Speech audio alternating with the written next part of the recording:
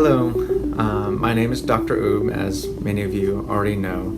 I'm a functional medicine practitioner here in Austin, and I'd like to tell you a little bit about what functional medicine means to me and how I practice it, and how functional medicine can help you. So, I'm a board-certified family medicine practitioner.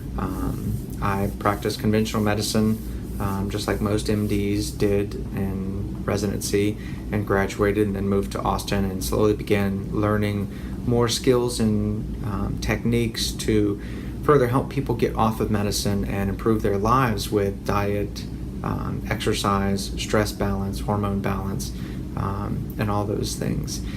So what functional medicine is, to me, is that it basically means that we are taking what has gone wrong in your system over time, whatever symptom or syndrome or disease you're dealing with now, and getting to the root cause of how that developed, how that occurred, and what your individual genetics came into play to make that happen. So I utilize advanced lab work that involves blood, saliva, stool, urine. Basically, if you make it, we often test it. And doing all these tests helps us understand what systems may have gone awry and what systems need further balancing. In addition to the advanced lab testing, we do a very thorough history with each and every patient. Basically, we begin with even before you were born, what your mother's health was like, what your father's health was like, how was pregnancy for your mom, were you breastfed, how many times did you get antibiotics through your lifetime, what was your childhood like, what kind of stressors did you have, when were those stressors. Basically, all those events that led up to who you are now can actually create and tell us a lot about what symptoms you're dealing with and why you're dealing with those symptoms. A common thing we see in functional medicine is something called adrenal dysfunction or adrenal fatigue. And basically that's the idea that your adrenal glands produce cortisol, and cortisol is your stress hormone. Well, as the American lifestyle is, we work too hard, we don't sleep enough, and we've got tons of stressors. Our divorce rates are high, and our family unit is breaking down, and that's leading a lot of people to have very stressful lives.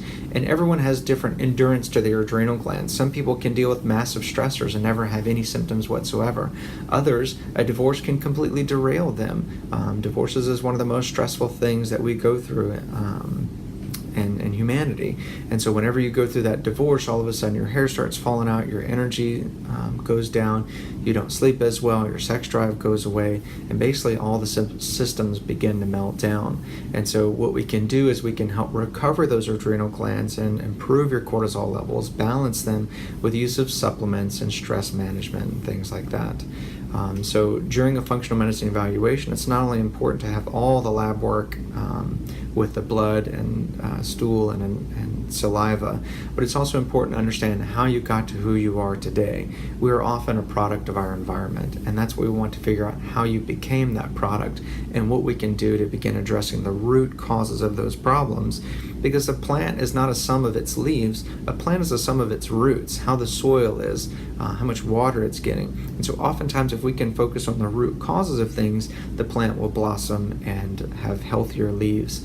And that's the same thing in your life. If we can focus on the root causes of what went wrong, then everything else should improve. As a functional medicine practitioner, I constantly strive to get people off of medications. Not because medications are necessarily bad, but mainly because if you are on a medication, it means that something is not going as well as you anticipated, or something is not working like you need to, or you're still having symptoms. You weren't born with a medication deficiency. You were born as a human being without any symptoms, and those symptoms developed over time. So what I always try to do is try to replace medications with supplements, diet, exercise, stress management, hormone balance, in whatever way we can to get you off of those medications. That being said, I'm still a medical doctor and was trained in conventional ways, so I'm happy to write prescriptions and continue people on pharmaceutical medications if they're needed, and if they are needed to help you achieve your health goals.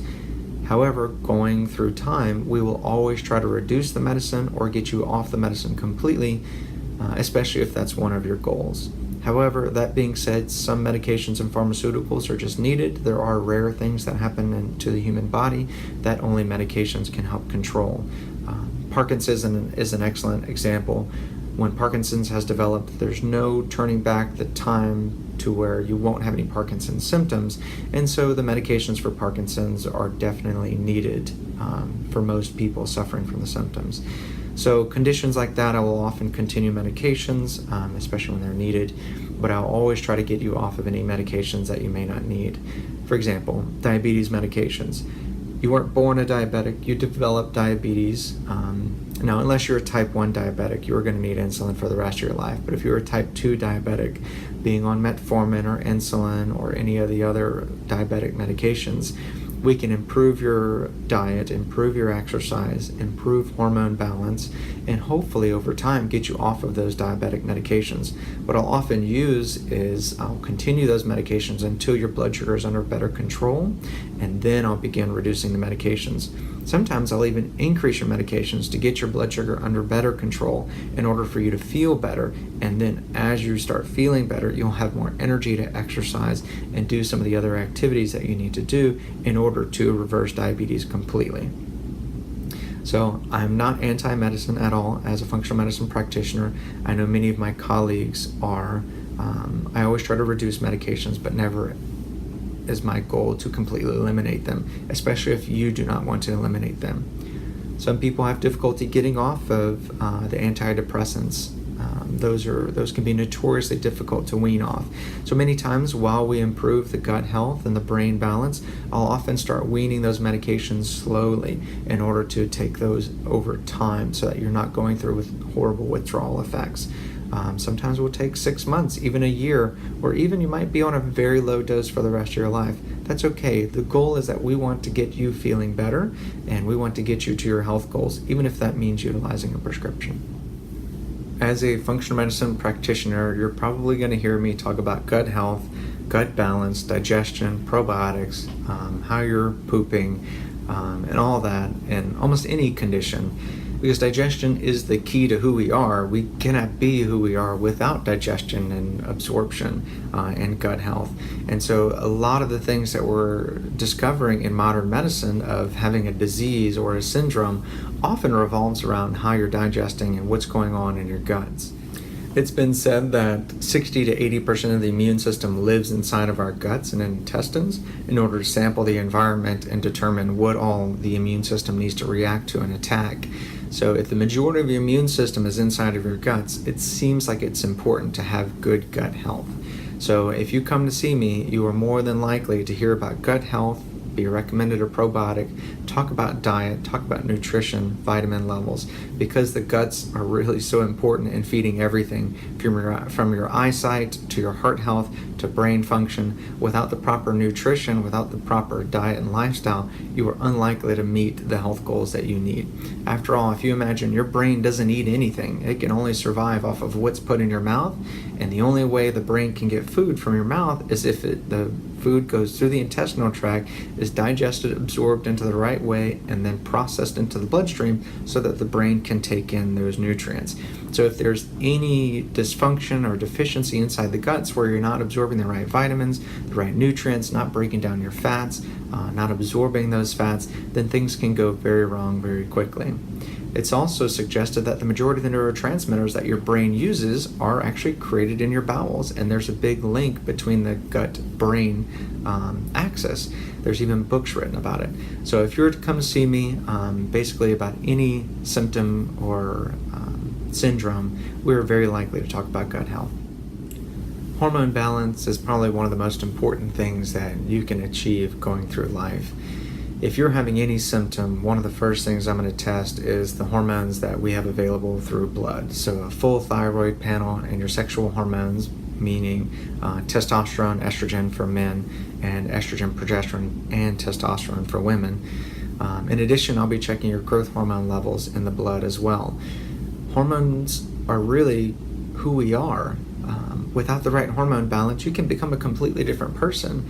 And if you don't believe that, just look at a grumpy old man whose testosterone is low. You can replace their testosterone, all of a sudden their mood improves.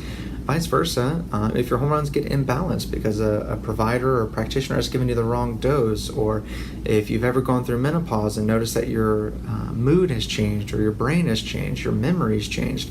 Hormones are so important to everything that we do, from the thyroid to the sexual hormone to the growth hormone, and maybe even most importantly, the cortisol that your adrenal glands produce every day.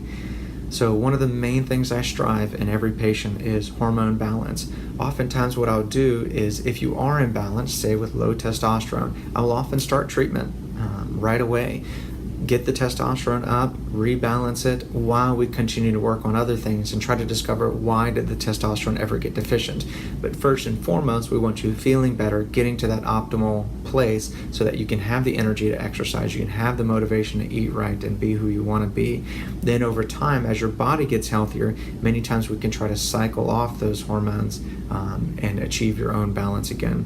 However, sometimes people really enjoy testosterone therapy and they enjoy who they are, and they don't want to cycle off, in which case I'm happy to continue testosterone therapy indefinitely. For females, bioidentical hormone replacement is key. I certainly recommend a lot of bioidentical hormones for women going through menopause. Ultimately, it's always a female's choice whether they want to do hormone therapy. There's kind of two different schools of thought on hormone therapy, and I'll briefly mention them, although one of my future videos will definitely have an in-depth discussion about it. The main idea is that we're living longer than we've ever lived before, and that menopause was a natural thing and Mother Nature's intention to have your hormones burn up. But that being said, Mother Nature maybe didn't expect that we were going to live to 90 and 100 and expect that we should be as sharp as a tack when we hit 80, 90, and 100. So I'm more of the camp where we should replace hormones around menopause when women are starting to lose their hormones. And the main reason why is because you have estrogen, progesterone, testosterone receptors everywhere. It's just that your ovaries aren't able to make any more hormones. So we should give your body the hormones that it needs. In fact, a female's heart attack risk triples when they go through menopause. If that doesn't tell you that hormones are important, I'm not sure what does. With that being said, I never force a woman to use bioidentical hormones or replace their hormones. It's always their choice, and we just want to find what's going to work best for you as an individual. As a functional medicine practitioner, I am always going to talk about your diet and your eating habits every time you come into the office. Eating is the most important thing you can do every day. The way I tell people is it's basically a vote that you cast every day when you're putting something into your mouth.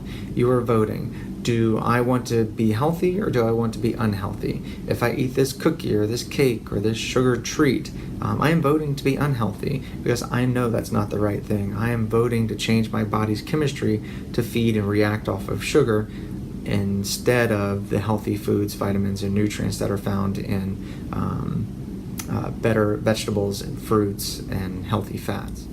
In addition to talking about the macronutrients that you may be eating, whether you're eating a high sugar, high fat, or high protein diet, one of the things that we will be focusing on is what foods may be irritating your immune system. I mentioned earlier that the 60 to 80% of your immune system lives in your intestines and in your guts.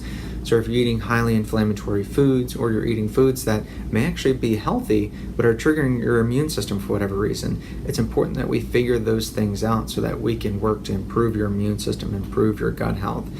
Even if kale is something that's irritating the immune system, no matter how healthy and how much of a superfood kale is, if your body is reacting to kale, then it's damaging your digestive process. It's irritating your immune system, and often that can cause problems.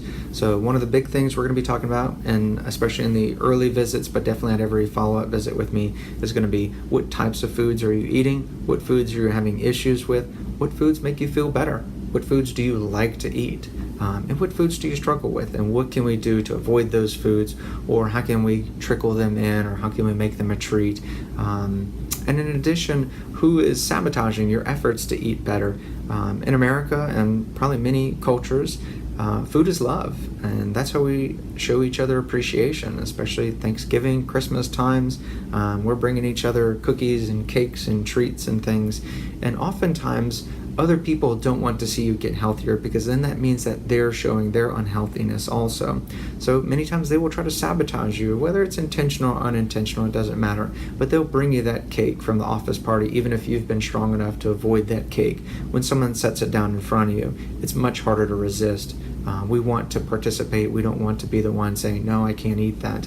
But remember that you vote multiple times a day every time you put food in your mouth. Whether that's a healthy food or an unhealthy food, you're telling your body what you want it to react to. It goes back to the metaphor of a plant. You can't expect to pour Coca-Cola on a plant and expect it to blossom and live fruitfully. No, it needs water, it needs sunlight, it needs vitamins and nutrients in the soil. Just pouring Coca-Cola on it probably isn't going to do the trick. So think about that every time you eat something. Aside from food, sleep is probably the next most important thing that you choose to do every day. Your body needs sleep. No matter who you are, where you live, everyone needs sleep. Without sleep, your brain doesn't get that relaxation, that mental break, that stress relief, and it will definitely spin out of control if it's not getting enough sleep. Now, everyone needs different amounts of sleep. I'm kind of a 7 to 8 hour guy. Some people can survive off of 4 hours. That's okay. Whatever amount of sleep it takes for you to wake up feeling rested is the amount of sleep that you need. As Americans, we're constantly burning the candle at both ends. We're trying to be as awake as long as possible, work as long as possible, make as much money as possible, and then we want to just go to sleep. We expect that we can work, do everything we need, and then all of a sudden, like a robot, just flip that switch off and have peaceful, restful, great sleep. But that's not the case. Sleep is one of the most critical things you can do, and in order to get there in the right way, you really need to be winding down, letting those adrenal glands bring the cortisol level down before you even get in the bed. Once you get in the bed, your mind needs to be sound, it needs to be relaxed in order to have peaceful sleep so that you can really get to those deeper stages of sleep and REM sleep, which is what your brain needs. Without those critical deep stages of sleep and REM sleep, you may not wake up feeling rested. So, as I've stated before, I'm a functional medicine practitioner, and one of the most important things you can do is sleep. So this is one of the areas that I often prescribe sleeping aids in whatever form or fashion you're okay with or desire in order to get you to sleep. Many times people that aren't sleeping well will continue to not sleeping well, whereas if we can get someone to sleep peacefully and deeply, oftentimes it will become easier to sleep and you will feel even better and you will be able to stay asleep longer once we get you sleeping. The quote I often use is sleep begets sleep. It's odd, you would think that the less you sleep, the more you will sleep, but it's not how the brain works. So in order to get good sleep, we need to maintain a good pattern, and we need good sleep, and a good night's sleep will often feed the next night of good night's sleep. A pattern we get into as Americans is if you get a good night's sleep, that means you can really work hard the next day, stay up late, and then you can survive off of less sleep the next night. But you're going to get yourself into a bad pattern of sleep, and it's important to make sure that every night you try to get as much sleep as your body needs. You don't necessarily need to spend 10 hours in the bed. Whatever your body says that you need to sleep is how long you need to sleep. So it doesn't matter what time you wake up, whether it's 4 a.m. or 8 a.m. or noon, you just need to know how many hours your body needs to sleep, and you need to make sure you're in bed at that time in order to get those hours of sleep. I hope this explanation of what functional medicine is and what functional medicine means to me is helpful to you. I intended it to be much more brief than this, but it turned out to be quite extensive of a project.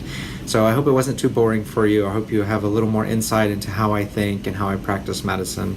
I encourage you to look for a functional medicine practitioner, even if it's not myself. There are many things you can do yourself, even without even seeing a functional medicine practitioner. You are your best patient advocate. So read online, look up things, never stop learning. You know your body the best. You are connected to it. You are touching it. You are feeding it every day. So be aware of the symptoms, be aware of how you interact with your environment, whether it be with stressors, with food, with exercise, with your hormones, through your period every month. Pay attention to your body, listen to it. And if you're struggling to get better and you've still got goals that you want to meet, then look for a functional medicine practitioner. The Institute of Functional Medicine is where I've done the majority of my training. They have a website that you can look up practitioners in your area. Most functional medicine practitioners don't use insurance, and so because they don't use insurance, we're actually allowed to do medicine over Skype or FaceTime or over the phone. Insurance companies require a face-to-face meeting in order for the physician to bill services. Since I practice functional medicine and do not use insurance, then I'm allowed to use telemedicine to help you get to the goals that you need without actually being in my office. That being said, the Texas Medical Board requires a face-to-face meeting, so we need to at least meet once face-to-face in order to establish a doctor-patient relationship. And then the rest of our consults can be done over the phone or over Skype. That being said, sometimes you need to be seen in person for an examination or a further evaluation, and so I'll always be honest about when I need to see you in person or if you need to see another physician in your area in person. So once again, I hope this video was helpful. Feel free to send us contact information through our website or call us up. We want to help you get to your health goals. So we look forward to seeing you in the office, and best wishes in your health.